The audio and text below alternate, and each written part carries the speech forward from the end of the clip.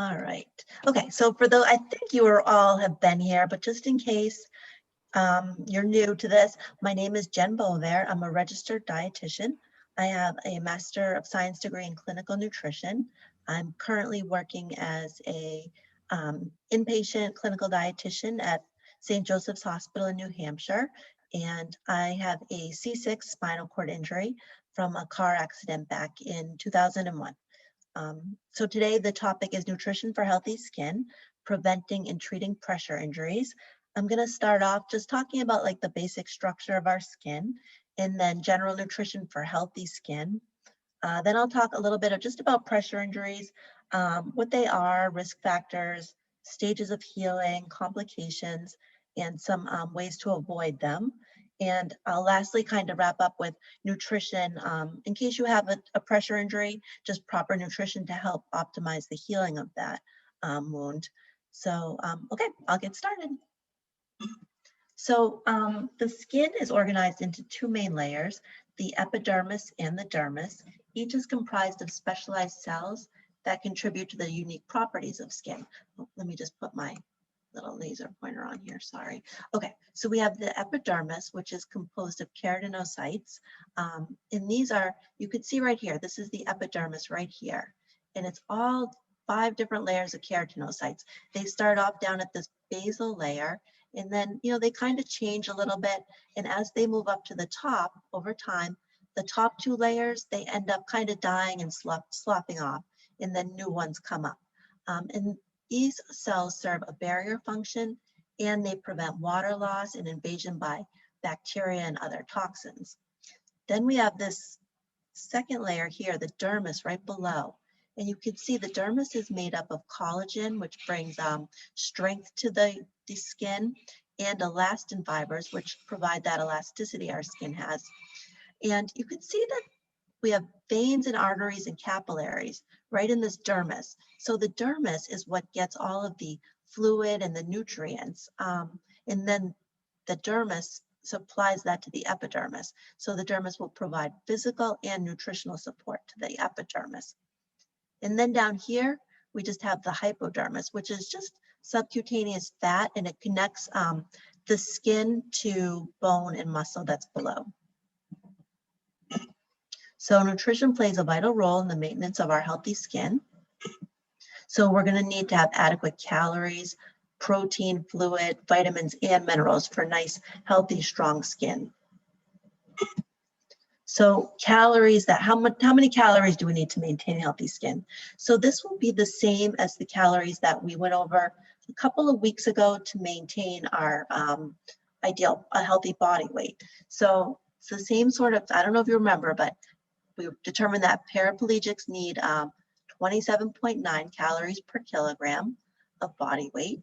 Quadriplegics need 22.7 calories per kilogram. And again, more calculations, you know, every kilogram equals 2.2 pounds. So you would take your weight in pounds and divide it by 2.2 to figure out how many kilograms you are. And then you would multiply that by these factors to see how many calories you should have, you know, each day. And again, this is kind of just, you know, a starting point. It doesn't take into effect your age, your activity, or other disease states you may have. And again, you want to use your ideal body weight. So if you're overweight or underweight, you'll use that ideal body weight that we looked at last time when we used those metropolitan, the height and weight charts.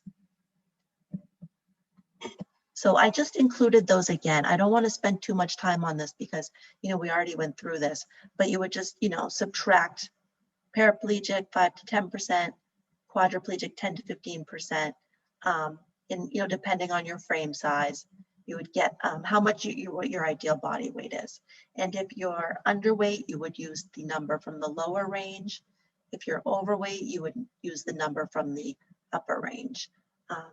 This one's for men and for women. And again, you know, if anyone has questions about this, I'm more than happy to spend some time with you at the end of the presentation to give you a little help with it.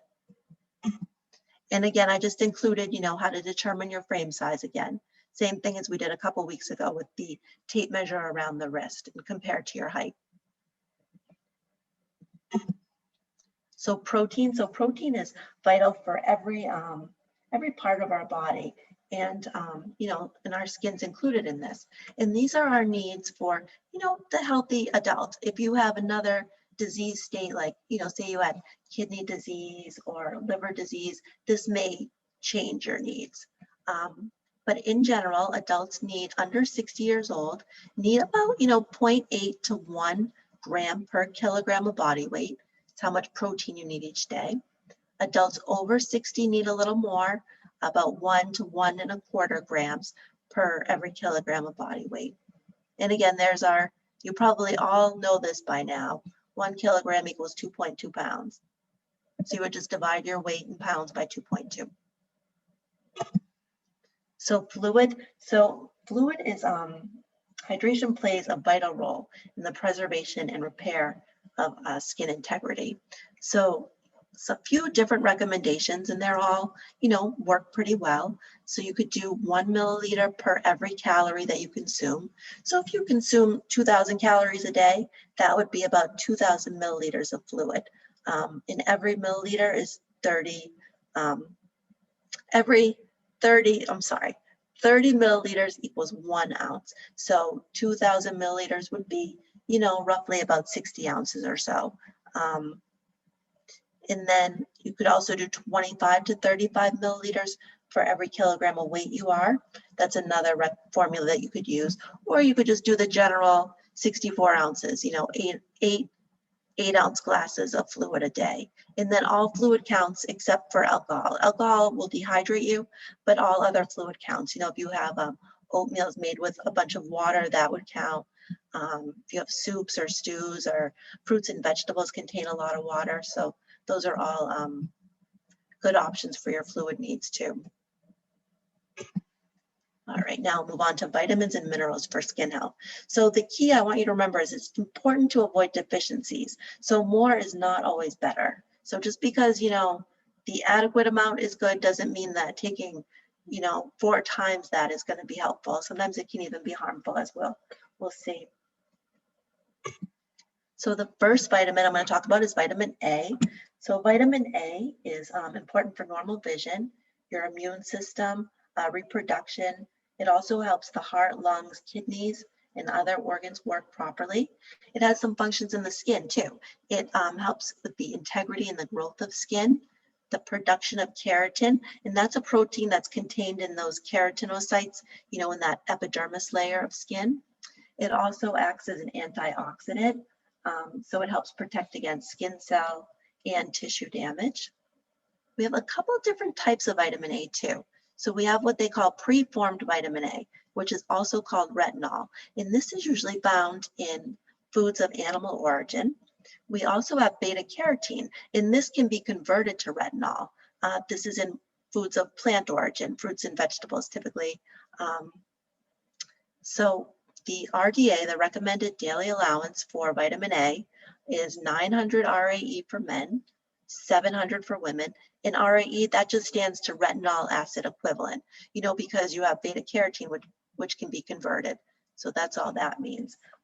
Some signs of deficiency. So if you're not getting enough vitamin A, you may have what they call parafollicular hyperkeratosis, which is a mouthful, but that would kind of show up as corkscrew type of hairs on the arms and legs.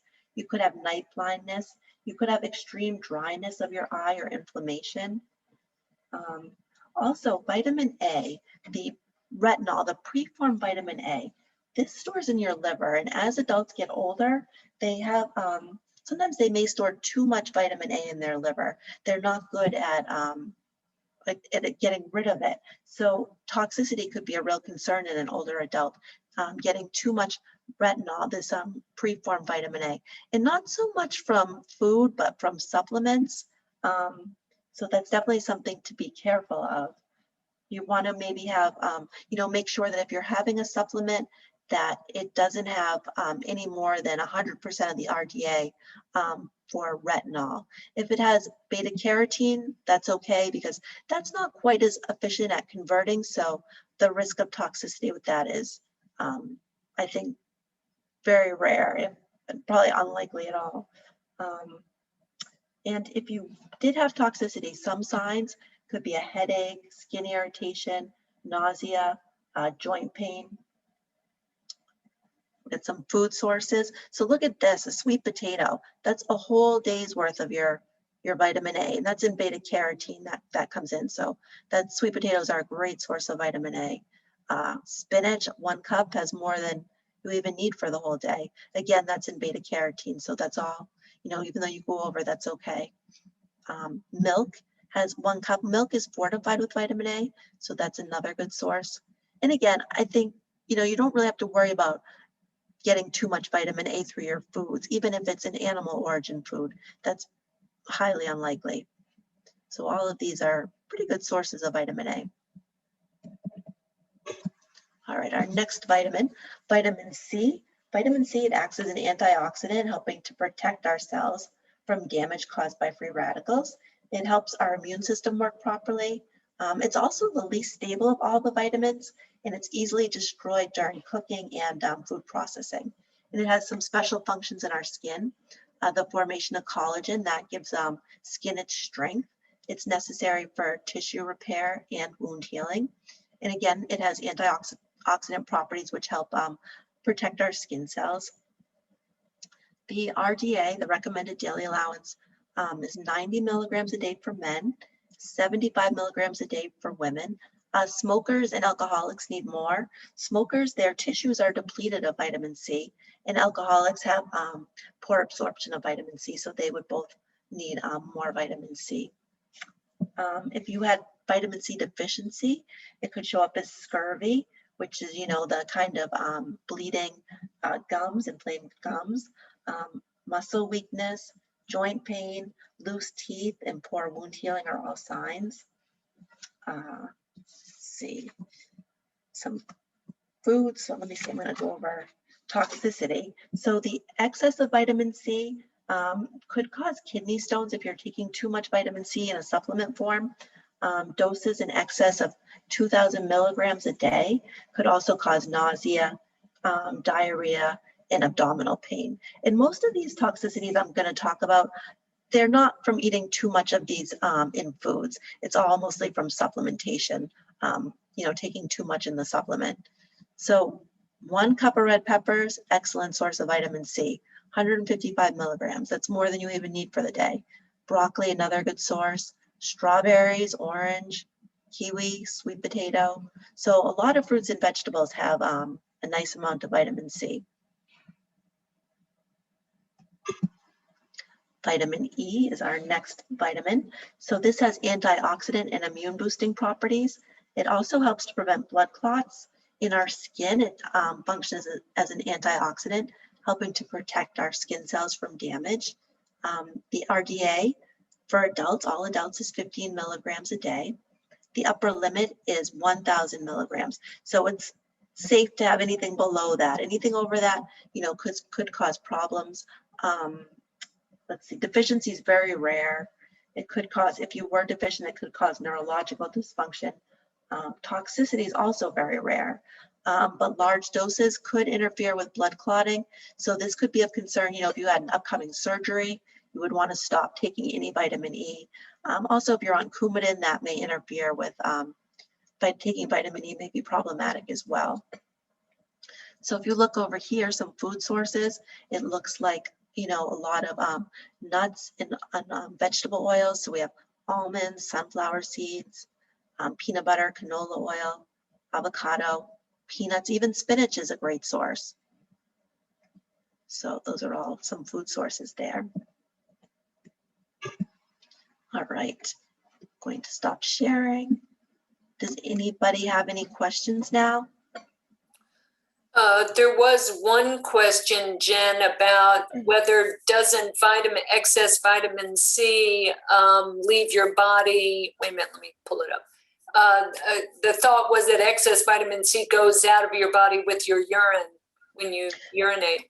Yeah, it can, but they're still finding that doses in excess can cause these other symptoms, the nausea, the diarrhea, the abdominal pain, and the kidney stones, because what it can do, it can bind to oxalic acid. I don't know if anyone's heard of that, but that's what can cause some kidney stones sometimes. So it can still have those bad effects if you have too much vitamin C. Does anybody else have a question? Okay. All right, that's it. All right. Moving on. Let's see.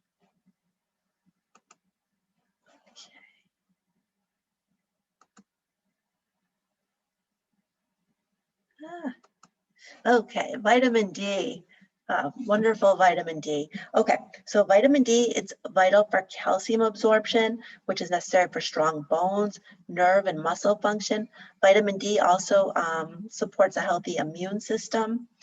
And with skin, vitamin D is involved in skin cell replenishment. So remember I talked about those keratinocytes that are constantly we're getting new ones, and then the ones at the top are dying and slopping off. So that would be involved in that skin cell replenishment.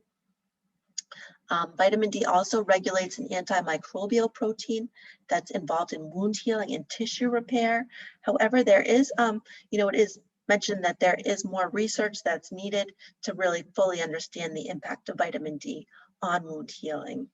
The recommended daily allowance is adults less than 70 years old, younger than 70, need 600 international units a day, while adults over 70 years need 800 international units a day. And there is a lot of, several different health organizations, they do feel that these are an underestimate of our needs and that we likely need more than that to maintain proper vitamin D levels in our blood for our optimal health. The upper limit for vitamin D is 4,000 international units a day. So that's the upper safe limit of that. So some sources, some food source, there aren't too many food sources of vitamin D, but it is found in fish oil. That's quite a bit, 1350. Fish has a wide range depending on the fish, anywhere from 71 to 650. I think, salmon is at that upper range, so that would be a good source. Eggs, that's pretty good, 260. And milk is fortified with vitamin D. And of course, our bodies, we can absorb the UVB rays from sunshine, and we're able to convert that to vitamin D in our body. Let's see, I think I have some signs of toxicity. If you were to have too much vitamin D, it could cause kidney stones, nausea, frequent urination, headaches, irregular heartbeat, weak bones and muscles. Vitamin D again. So deficiency is very common, especially, people that live in northern latitudes, homebound people, people with darker skin, people that are obese are all at risk for vitamin D deficiency. In fact, people like up here in New Hampshire, I think it's above the latitude around where Washington, D.C. is, we are not able to get the angle of the sun in the winter from November to February. We're not able to get enough UVB rays to even convert the rays to vitamin D in the winter in the northern latitudes. So deficiency is definitely a problem. I would, recommend that everyone have their doctor check their blood levels of vitamin D because deficiency is so prevalent. And, it has, seems to be associated with a lot of negative health consequences to low vitamin D levels. In fact, there was a study done that showed that vitamin D was associated, low levels of vitamin D and vitamin D deficiency were associated with the development of pressure injuries and critically ill surgical patients in the hospital. So it's thought that, one way to help prevent pressure sores in people that are prone to them is to make sure that they have adequate vitamin D levels. Let's see. In some deficiency, if you are deficient, the osteomalacia, which is a softening of the bones, that would be one side effect. But I think, you'd have to be deficient for quite a long time to have that effect. And you may be deficient and not even have any symptoms, but it could be causing some damage in your body, to your immune system and your bone health. So zinc. All right, zinc, our first mineral, zinc. So zinc plays a role in immune function, protein synthesis, wound healing, DNA synthesis, cell division, supports normal growth and development during pregnancy, childhood, and adolescence, required for a proper sense of taste and smell. And a daily intake of zinc is required to maintain a steady state because our body doesn't really have a specialized way to store it. 6% of the body's zinc is in the skin, and it's important in wound healing and skin integrity. Participates in skin cell replenishment again, those new keratinocytes as they come up and die off. It helps create new ones. The RDA is 11 milligrams a day for men, 8 milligrams a day for women. The upper limit is 40 milligrams a day. Toxicity is rare. Some signs of maybe getting too much could be nausea, vomiting, diarrhea. UTI has been associated with too much zinc too. And deficiency. If you're deficient in zinc, you could have a poor appetite, hair loss, poor wound healing, changes in taste or smell. People with chronic diarrhea, vegetarians, alcoholics, and the elderly are most at risk for zinc deficiency. Some food sources, oysters, lobster, hamburg, pumpkin seeds, chickpeas, yogurt, almonds a little bit too. So these are all some pretty good sources. Zinc absorption is decreased by phytates, which are it's an acid found in whole grains and legumes too, I believe. So that could decrease zinc absorption. Also copper, iron, and calcium. So if you were deficient in zinc and needed a zinc supplement, you would not want to take it at the same time as, one of these other supplements because it could interfere with the absorption. Iron. So iron is important. It transports oxygen to our body's tissues through hemoglobin. It's needed for growth and development. It has some functions in the skin too.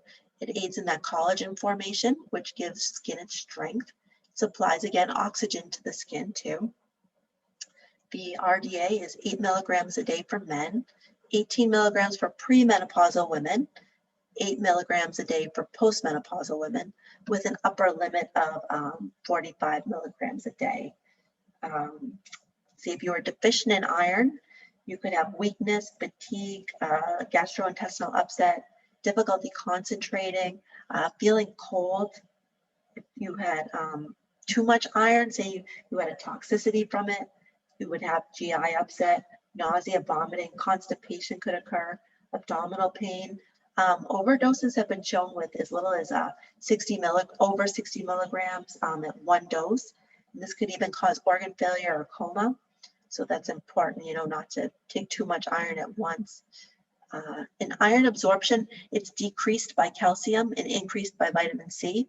So if you were taking, if you needed an iron supplement, you wouldn't want to take it with a glass of milk or with, at the same time as a calcium supplement. And if you were needed, to improve your iron absorption, you could take, maybe you were going to have raisins, which have iron. It would be helpful to have that with maybe a glass of orange juice. That would help increase that absorption. Some food sources, there's quite a few cereals that are fortified with iron. I think Total cereal, I think Cheerios, those all have a day's worth of iron in them. Beans, white beans are a good source, lentils, beef, chicken, raisins, and egg. All of these are pretty good sources of iron.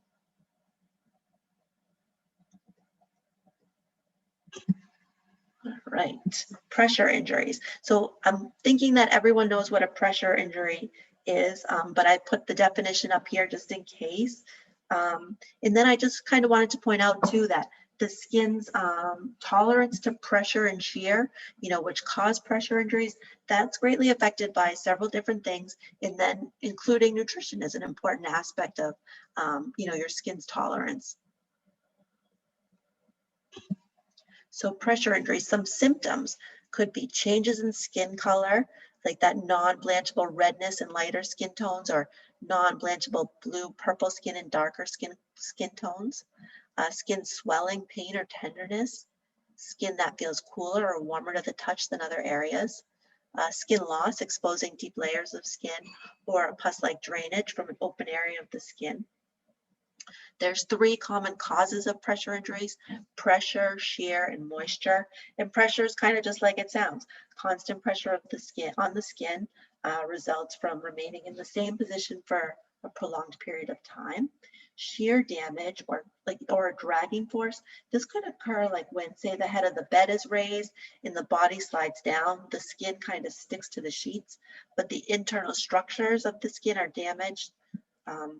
Maybe that could happen too with transferring or using a slide board. That could also cause some shear problems. Moisture too, fluids that remain on the skin like sweat or urine, that can cause the skin to become overly wet, which increases the risk for pressure injury development. Then some risk factors. So people with a limited amount of mobility or in a total inability to move. So prolonged immobility may lead to muscle or soft tissue atrophy that decreases the bulk over which, your bony parts of your body are supported.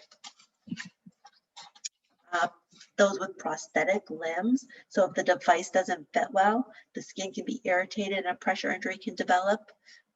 People with a loss of sensation, like people with paralysis or diabetes, with neuropathy, they may not feel that something is that the skin is, there's pressure on the skin, or they may not feel that something's irritating their skin. So they don't move or change position or change the shoes if, in the case of diabetics with neuropathy. People with malnutrition are at risk. Wound healing is slowed when nutritional needs are not met. The elderly, as people age, the skin naturally becomes thinner and more easily damaged. And then pressure injuries, so they affect 2.5 million people a year. 60,000 people will die from them. Paraplegics have an 80% recurrence rate, meaning that they get, the same area gets pressure injuries multiple times. And 1/4 to 2/3 of people with spinal cord injury will get a pressure injury in their lifetime. So those are some not so fun statistics. I just, hopefully no one's weak in the knees. I just wanted to, I won't spend too long on this. I just kind of wanted to point out that, the stage 1 pressure injury, that just kind of affects the top, the dermis and the epidermis and the dermis. The skin's usually still intact. It's non-blanchable.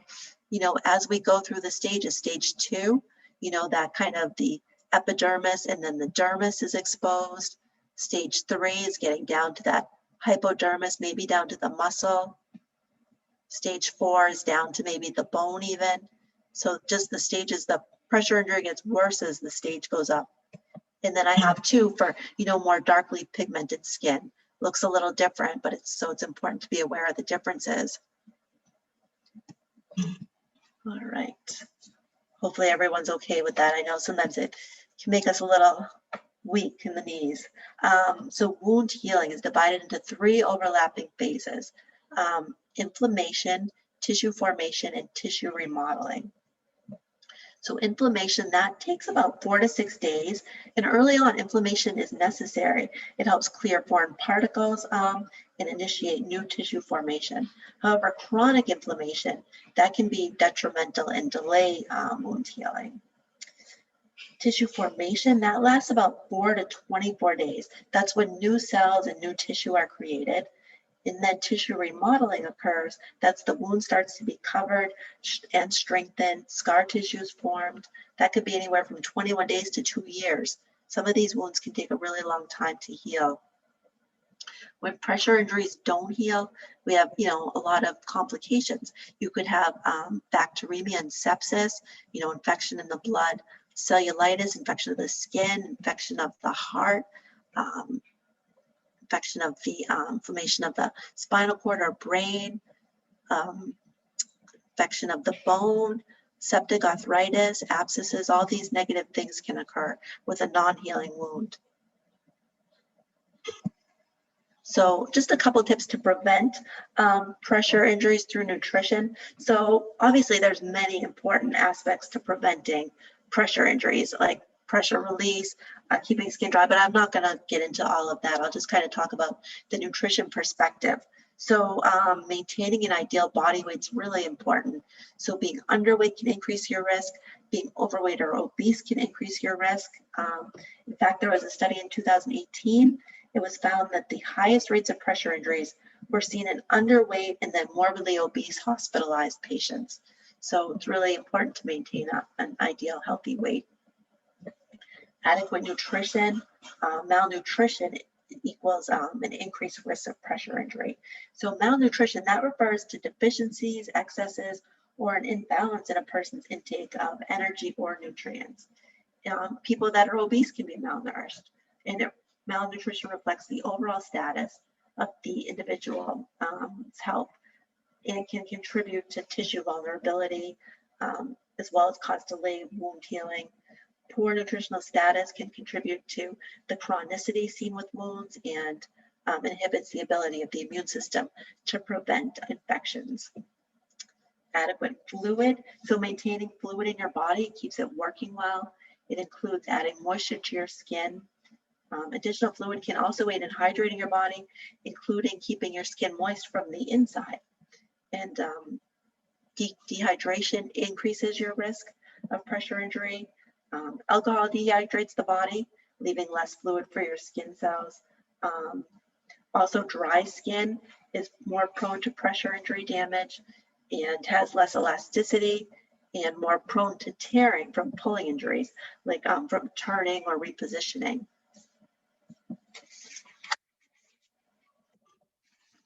All right. Questions? There was a question, Jen. Okay.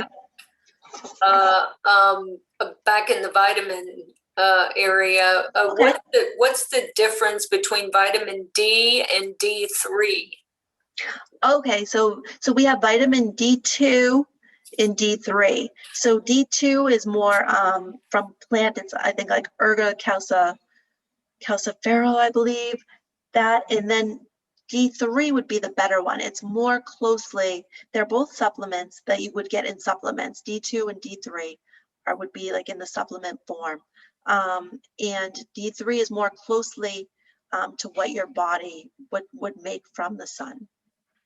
So D3 would be the better. If you're getting a D supplement, D3 would be the better way to go. Does anybody else have any other questions before yeah, Bobby, you're muted. Well, you talked about eggs and they were listed as important in certain things, but so many people have gone to just egg whites or the, whatever for their health. I was taught that the egg yolk has the most vitamins for the, the whole egg. Yeah, you know what, I don't know off the top of my head, Bobby, I'm kind of drawing a blank about where all the vitamins are in the egg, but I think it's fine to eat the whole egg because there is some saturated fat in there, but I think originally people shied away from eating the whole egg because of cholesterol, but now they've found that cholesterol does not raise your cholesterol. It's the saturated fat that can raise cholesterol. So, and I mean, there is probably a few grams of saturated fat, maybe, I can't remember off the top of my head, maybe 3 grams of saturated fat in an egg yolk, but I think that eating the whole egg is perfectly fine. And I think there's actually more, I know people think that there's more protein in the egg white, but I think there's actually more protein in the yolk. Mm-hmm. But they both do contain protein. And then another question on zinc. During the pandemic and the fear of the pandemic, the zinc was sold off of the shelves. Yeah. So so zinc, plays a role in your immune function. I think that they're not, I haven't looked at the research for a while, but I know that like all the studies I've seen, it doesn't really prevent you from getting COVID. I don't know that it necessarily improves your outcomes either. I know they're still doing research and I haven't looked at it for a little bit of time, but. Mm-hmm. I know with colds, I would take zinc lozenges and it would keep I'd start to get a sore throat. I'd take that and it would go away. Yep, there is some research that the last time I looked at this, the zinc lozenges were the one thing that did seem to help maybe prevent or delay the, make the cold go by quicker, get rid of it quicker. And it was, and it was in the lozenge form too, not in like a supplement, not in a pill, but the lozenges. So that's true. Okay, thank you. You're welcome. Also, vitamin D was associated with a deficiency in vitamin D was associated with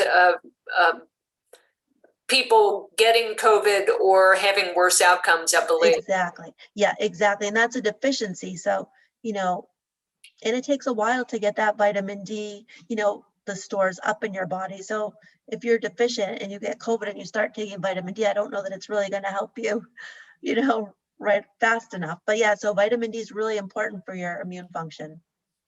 Even I think people with the flu had worse outcomes who were vitamin D deficient. There's another question about zinc being hard to get from foods, and can you get too much of it in supplements, and do men benefit from it more than women? I don't know about men benefiting from it more than women. I think men had a higher need, if I remember correctly, but I don't know that they benefit from it more. And no, you can't. I don't think you can overdose on zinc from foods. Was that part of the question? I think from supplements, can you get too much? Yes, you can. Yep. The upper safe limit is 40 milligrams. Otherwise, you can have some, you know, more negative. Let me look back at my notes here because I can't remember everything. I wish I could. I'll look at I think 40 was the upper limit, you know. Zinc. Hold on. You said 40 was the upper limit, and Yep. that men should get 11 milligrams. And Oh, women yep. 8. Men should get 11, women 8. And then some signs of toxicity were nausea, vomiting, diarrhea, and urinary tract infection for zinc toxicity. And it also said that zinc toxicity is a little bit rare too. Jen, are you going to talk about, I mean, a question for me is, I have a family member who had crushed his heel, when they did surgery, they put him in a cast and they ended up with a terrible wound. I cannot get him to eat right. I'm going to talk about that, I believe. I'm going to talk about all of our nutrient needs when we have a wound. Okay. Because so that will be coming up. All right, good. All right. Okay.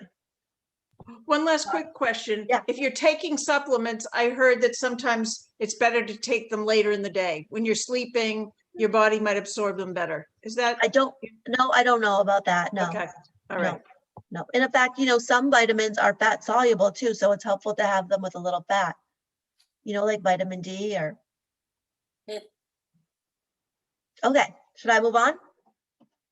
Yes. Okay. Go back to this.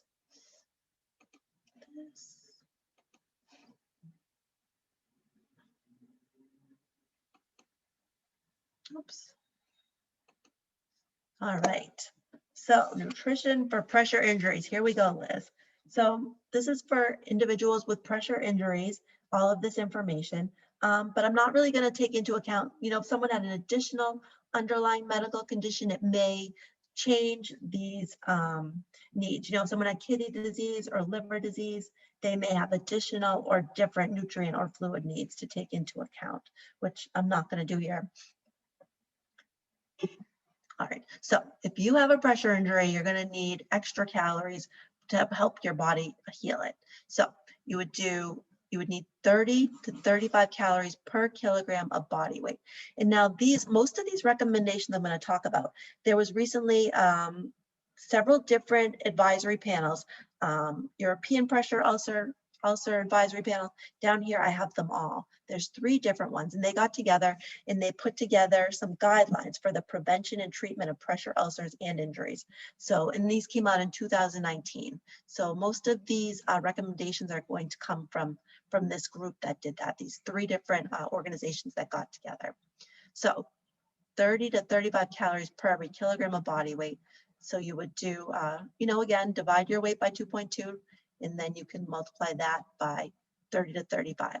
And so if you had, you know, a larger wound or a stage 3 or 4 wound, you would maybe want to do more closer to the 35 calories per kilogram. If you had, you know, a smaller wound or a stage 1 or 2 wound, you could do the lower end, the 30 calories per kilogram.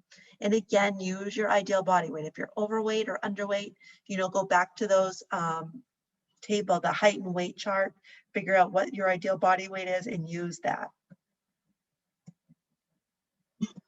Protein. So your protein needs, high amounts of protein can be lost from wound exudate. That's those cells and fluid that sometimes, if you have a large wound or, a severe wound, that fluid comes out. Higher proteins found to promote wound healing. High protein intake may require more fluid intake too. So that's something just to think about. Your needs, if you have a stage 1 or 2 wound, it would be higher, like 1.2 to 1.5 grams per kilogram. Stage 3 or 4 would be even higher, 1.5 to 2 grams per kilogram. And again, you would use your ideal body weight if you're overweight or underweight. I have a little example. So I put together an example for us to go through. So how much protein does 150-pound person, they're within their ideal body weight range. They have a stage 3 pressure injury on their coccyx, that's just the tailbone. They have no other medical problems need. So what I would do is I would take their weight, 150 pounds divided by 2.2 pounds per kilogram. So they are 68 kilograms. And then I would multiply that by this 1.5 to 2 grams of protein. So the answer would be that I found they would need between 102 and 136 grams of protein each day. I'd probably go closer to the lower range of 102 grams, should be sufficient given the stage 3 and no other, medical problems. And then I put together too some tips for getting enough protein, because even 102 grams, that's quite a bit of protein, and it's going to definitely take some extra effort, I think, especially too, if you have a pressure injury on your tailbone, you may be bedbound, you may be, having to lay on your side or your stomach most of the day. So you may not be as hungry because you're not moving around as much. So some tips I thought of were to be sure to have a protein source food with every meal or snack. So just be, aware of that. Like for breakfast, instead of just having cereal with milk, even though the milk has some protein, really think about maybe have a couple of eggs, maybe some cottage cheese or some yogurt, something with, a good amount of protein. And the same thing with snacks. Just make sure that you have a little protein in your snack too. You could keep track of your protein intake for a few days. This could kind of give you a sense of making sure that you're actually getting enough and knowing how much you're getting. You could use something like MyFitnessPal or another tracker, or you could, just write it down in a notebook. You could double up on protein food servings too if you need, like if, you're having chicken for dinner, maybe have 2 pieces of chicken to help get double the protein. If you could use an oral nutrition supplement too, there's many different things. There's shakes, puddings, gelatins, ice creams. And these have extra calories, protein, a lot of them have vitamins and minerals added. And ideally look for a product that has, over 15 grams of protein. I put together some little protein food sources for you. And just kind of a general rule of thumb, like most animal product like meat, poultry, fish, they're going to have about 7 grams of protein for every ounce. So, if you're having 4 ounces of chicken, that's 28 grams. So that's a good amount. Eggs, milk, 1 cup of milk has a good amount. Soy milk has 6 grams. Like oat milk, almond milk, rice milk, those don't have too much, just about 1 gram. Although, check your label. Some are fortified with pea protein, which adds a little more. We got plain yogurt, a good amount. Greek yogurt's wonderful, 22 grams in a cup. Cottage cheese is a good source. They even make low sodium cottage cheese too, if that's a concern. Lentils, almonds, kidney beans, all good sources. Fluid. So fluid is going to be necessary to maintain adequate blood volume and circulation, providing nutrients and oxygen to the tissues. So yeah, we need fluid to get all those vitamins, minerals, other nutrients to the skin. So again, this advisory panels, they came up with their recommendation of 30 milliliters per kilogram of body weight, plus whatever is lost through your wound, if that, if that's applicable to you. If you're losing, a lot of exudate through your wound, you want to have even more water. And you may need even more if your protein needs and intake are high. You may want more fluid. If you're receiving treatment with like a suction or negative pressure, like a wound vac, you would probably need more.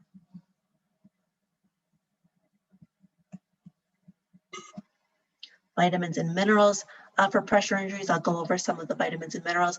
And again, I just kind of wanted to point out that there's no like optimal micronutrient intake to promote wound healing that they know about. They don't know, an exact number, the science right now, but it seems like maybe all nutrients are potentially important in wound healing, especially avoiding deficiency. So some reminders about vitamins and minerals. So the goal is to avoid deficiencies. More is not always better. And like we kind of went through all the, the toxicity effects, more can be harmful sometimes. And then just remember too, so if you're taking supplements or fortified foods because they're recommended to you to help with wound healing, these can oftentimes contain additional vitamins and minerals. And you should think about that before taking any additional supplements so you don't over supplement.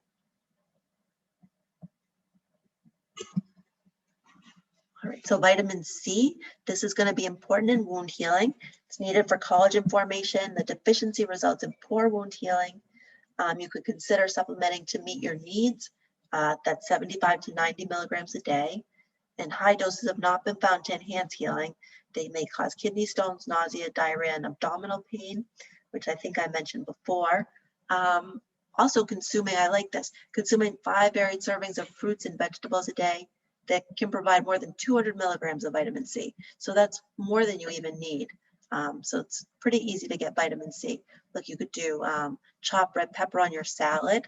You could add strawberry slices to your cereal, broccoli and baked potato with your dinner. Both of those are good sources of vitamin C. You could have half a grapefruit for a snack.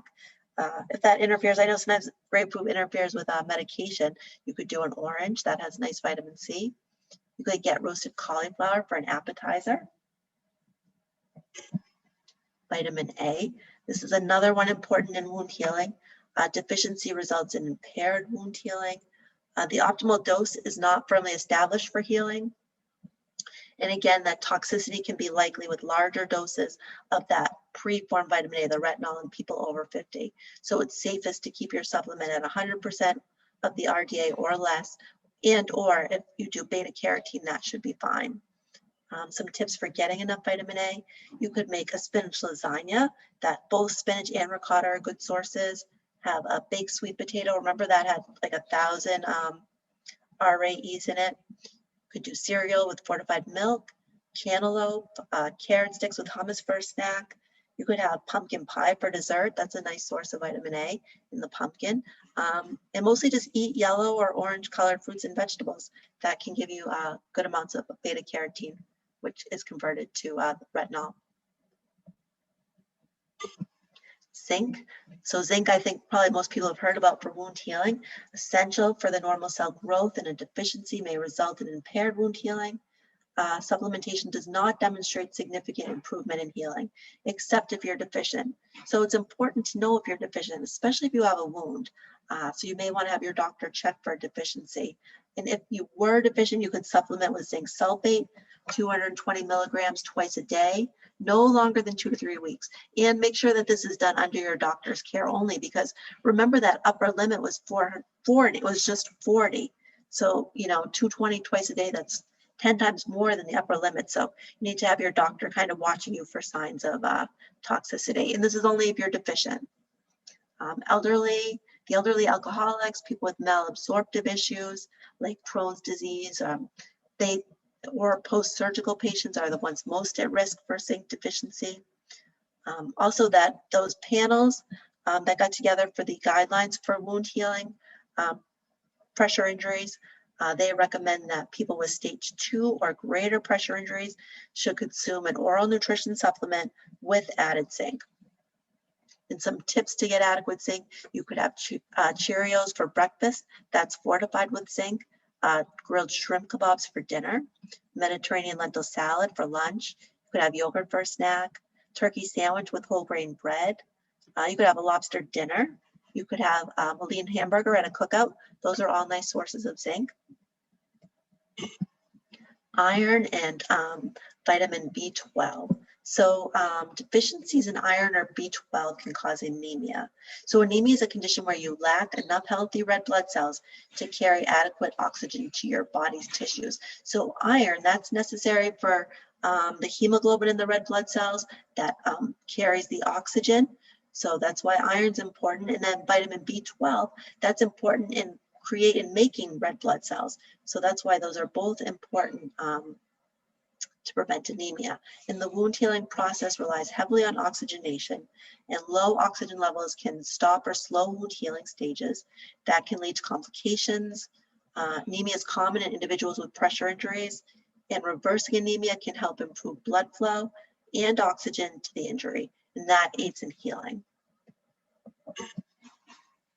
So some causes of vitamin B deficiency.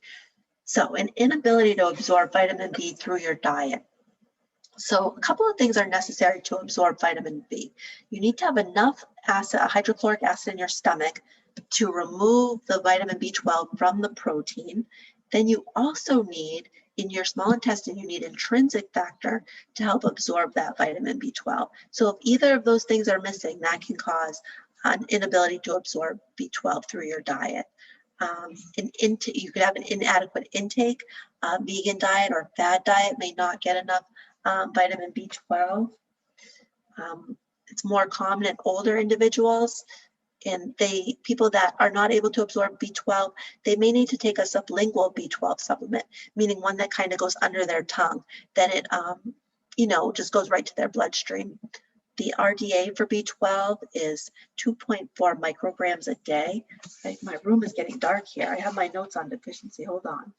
Let's see. So some signs of B12 deficiency would be fatigue, dementia, pale skin, palpitations, numbness or tingling in your hands or feet. And B12, it's important for your nervous system function too, and DNA synthesis. Some B12 food sources. So it's naturally present in a lot of foods that are of animal origin, like fish, meat, poultry, eggs, and dairy products. It's also can be in fortified breakfast cereals, fortified nutritional yeast. I think too, my soy milk is fortified with B12 too. So you may find it fortified in some other foods too. Iron, I know we went over iron before. Iron deficiency, it's not uncommon in the US, especially young children, women of reproductive age, and pregnant women are at risk for iron deficiency. It's often caused by a poor diet, or you could have a malabsorptive GI disorder like Crohn's disease or ulcerative colitis. Blood loss can cause iron deficiency. Iron, I don't think I mentioned this before too.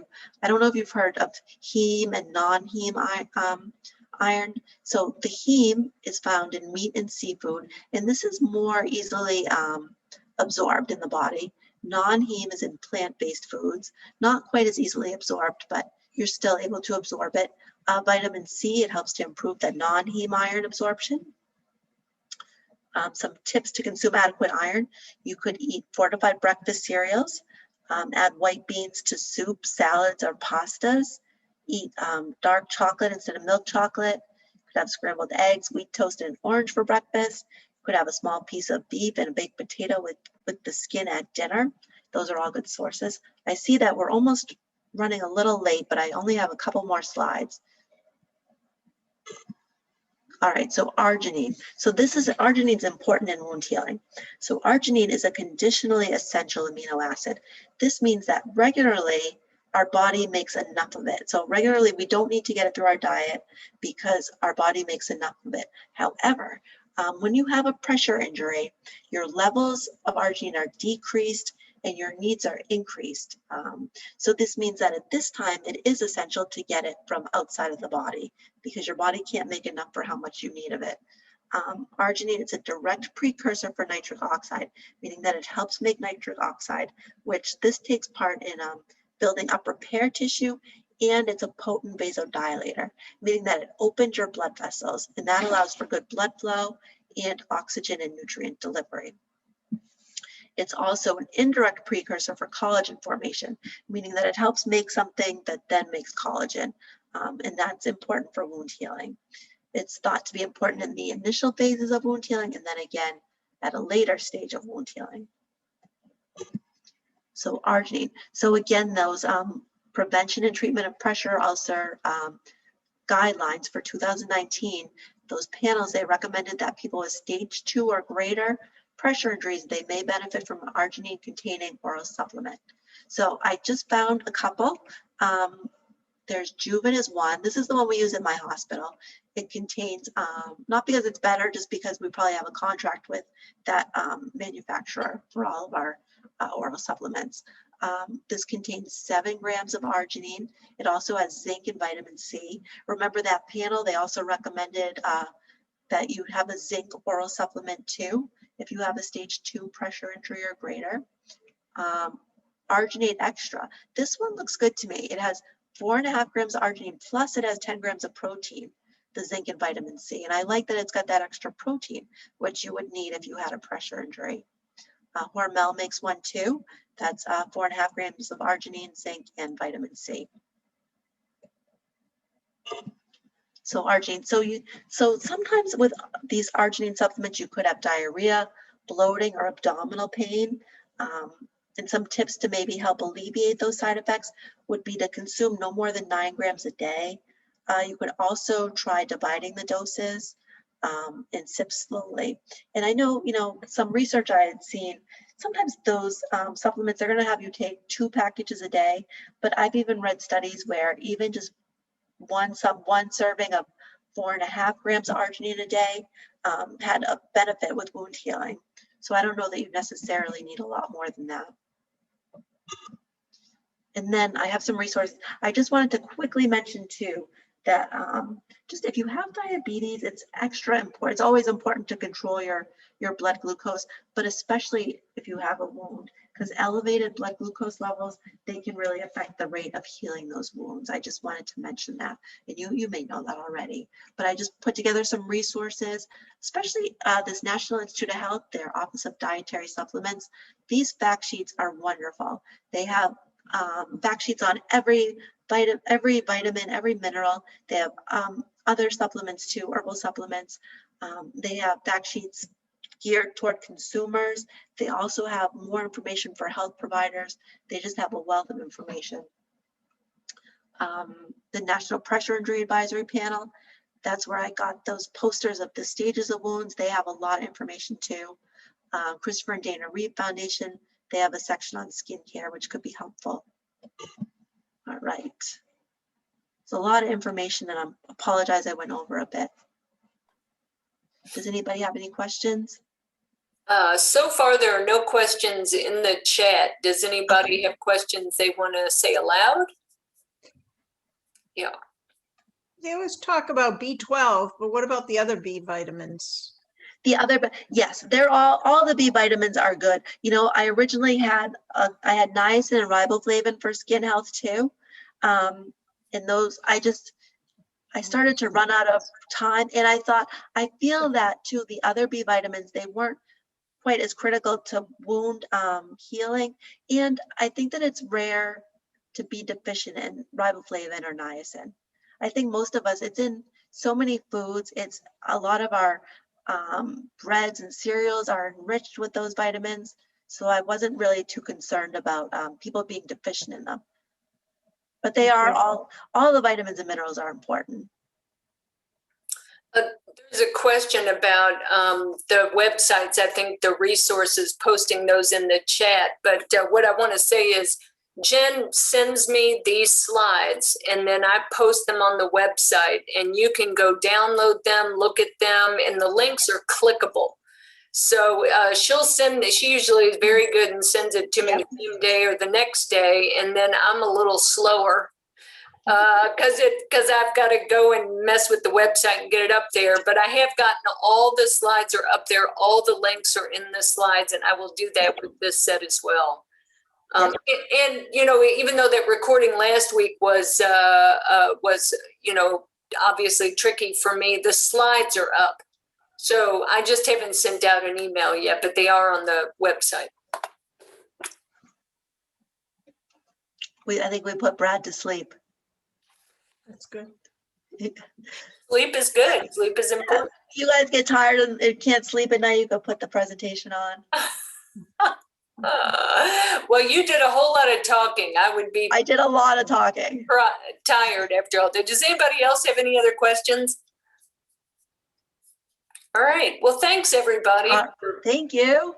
And thanks, Jen. You've done a Yeah. wonderful job. I've gotten lots of great feedback about how Oh, good. valuable these 4 presentations have been. This is the last one in our series. So perhaps since it's been successful, we can do more in the future. We'll see how you feel about that. And if anybody has suggestions or feedback, you all, I have to send you an evaluation for these classes, and I meant to do it before this, but didn't do it because I need to have those for the funder. For I have a funder who's provided funding for all the classes that I do, and I need to give them evaluations of it. So I'm going to send those out in an email since I didn't do it ahead of time today. So, all right, folks. All right. Thank you, everyone. Thank you. Okay. Bye. Bye. Have a good Thank you. summer. It's wonderful. Oh, good.